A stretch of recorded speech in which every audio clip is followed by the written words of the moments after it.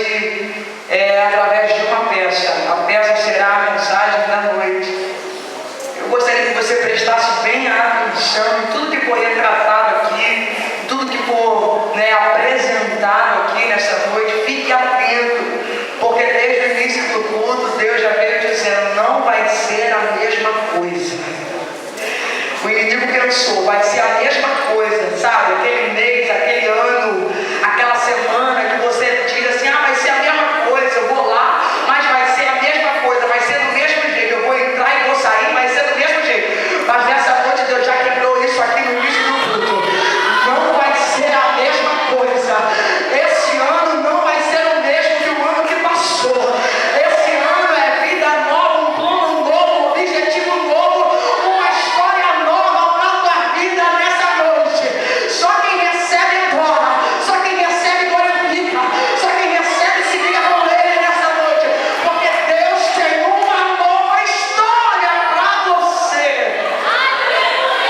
Oh, aleluia! Pode se levantar o que for, porque se Deus disse que tem uma nova história, Ele tem uma nova história para você. Se prepara nessa noite. Eles ainda estão se armando para apresentar esta peça. Eu gostaria de ouvir minha tia Aline, trazendo uma saudação para nós nesta noite, que está aqui nos visitando também. Amém? Aleluia!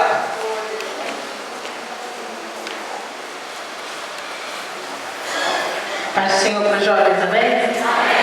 Amém? Só para os jovens. Paz do Senhor para os jovens, amém?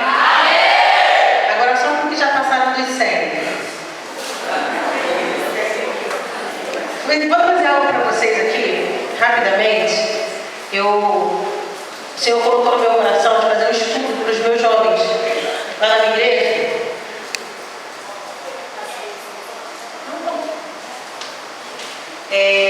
Sobre comportamento do jovem cristão no mundo secular.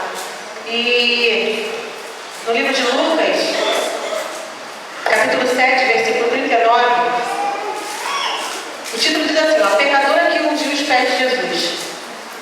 Mas eu vou trazer assim para vocês um pedacinho que eu coloquei no meu coração. Falei assim: onde estiver jovem e eu tiver uma oportunidade, eu vou levar esse pedacinho, porque eu achei muito interessante, muito importante para nós jovens. Nós, tá, gente? Também sou. Diz assim, só um pedacinho. Versículo 38. Estando por detrás os seus pés chorando, começou a regar os seus pés com lágrimas e enxugava-os com os cabelos de sua cabeça e beijava-lhe os pés e ungia-os com unguento. O que ela fazia com os pés de Jesus? Ela beijava. E hoje eu quero falar sobre o beijo. Caramba, ela tem que quadra, né? Não, é legal, é algo legal. Fazendo um estudo sobre isso que o Senhor pediu para eu levar para os jovens, para falar sobre o beijo, tá? Ali, quando ela beijou os pés de Jesus, ela quis dizer assim, tenho comunhão contigo. Quando alguém naquela época fazia uma visita na sua casa, você beijava os pés dessa pessoa, beijava o rosto dessa pessoa, beijava o pé dessa pessoa, seja o que fosse, a mão, você queria dizer assim, eu tenho comunhão contigo. Então o ato dela beijar os pés de Jesus foi um ato de humilhação e queria dizer para Jesus assim: Senhor, eu tenho comunhão contigo. Você hoje, jovem, tem tido comunhão com Deus? Como tem sido a sua comunhão com Deus? Mas algo mais importante que eu quero levar através do beijo é o seguinte: Jesus, quando ele ressuscitou, ele apareceu aos discípulos e tem uma parte do trecho que a Bíblia diz que fala que o Senhor soprou sobre eles o Espírito, o seu Espírito. Não foi isso? Não é? Quando eu sopro, eu jogo para fora. Quando eu jogo para fora, eu dou um pouco de mim para você. Eu tiro um pouco de mim e jogo sobre você. Foi isso que Jesus fez. Ele tirou um pouco do Espírito dele e falou assim: deixa com vocês o Consolador. Quando ele soprou. Quando você beija, manda um beijo, faz assim, vira para o amigo do lado e manda um beijo. O que você fez? Você sugou.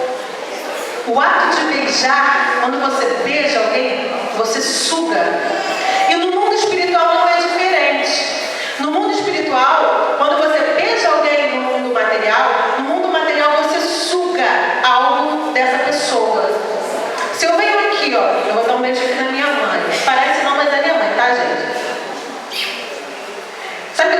sugar da minha mãe? Unção, sabedoria, a mulher exemplar, a esposa exemplar excelente que ela é, eu estou sugando dela